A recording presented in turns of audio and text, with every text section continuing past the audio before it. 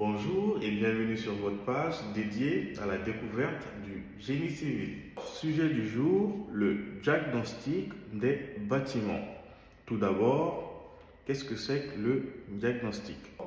Le mot diagnostic tire son origine de l'ancien grec diagnostikos, qui consiste à identifier, appréhender ou la capacité tout simplement de discerner une maladie ou une pathologie afin de proposer des solutions de réparation ou de guérison.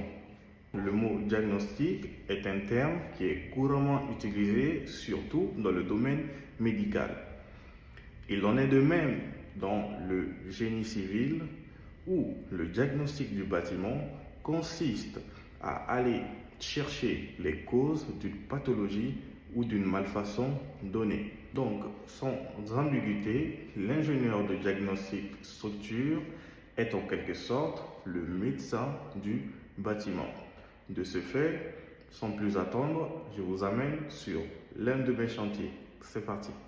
J'ai récemment été sollicité pour une mission de diagnostic structure à la suite de l'apparition des fissures sur un mur porteur d'un bâtiment en cours de chantier. Alors, comment expliquer l'apparition des fissures sur un bâtiment quasi neuf? Pour traiter cette problématique, deux hypothèses sont plausibles.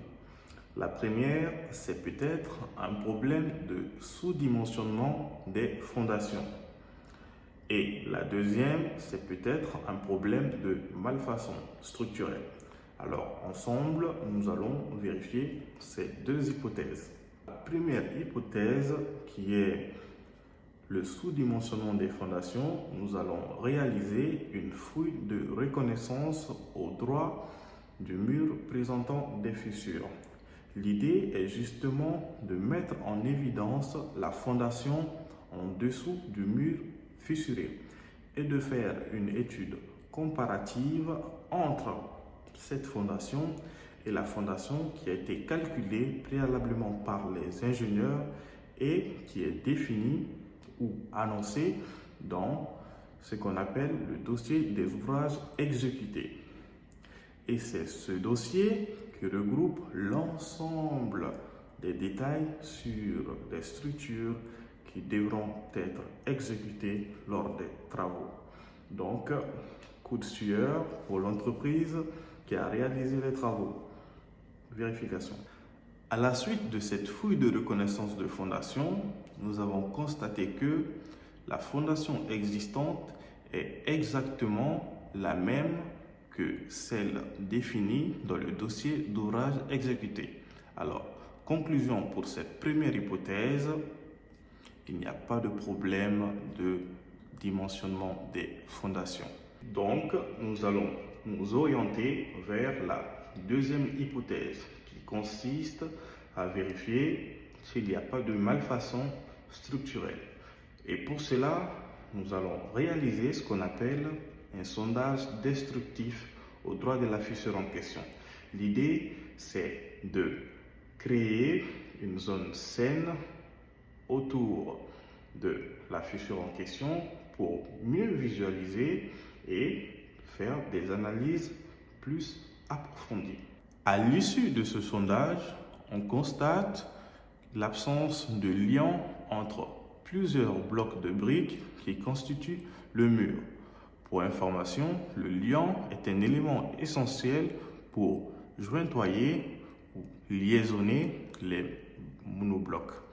Donc, premier élément de malfaçon trouvé. Nous ne nous arrêtons pas là. Maintenant, nous allons vérifier si les chaînages ont été correctement réalisés.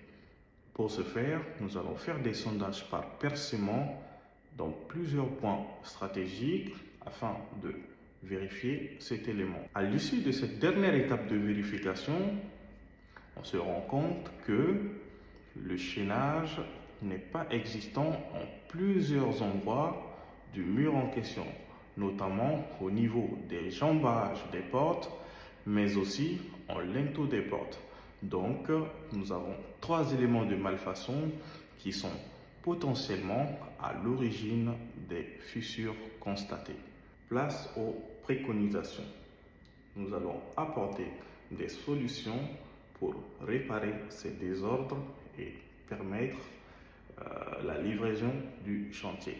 En résumé, pour traiter les désordres existants, donc les fissures en l'occurrence, il faudra jointoyer correctement les briques qui constituent le mur et créer des chaînages verticaux et horizontaux.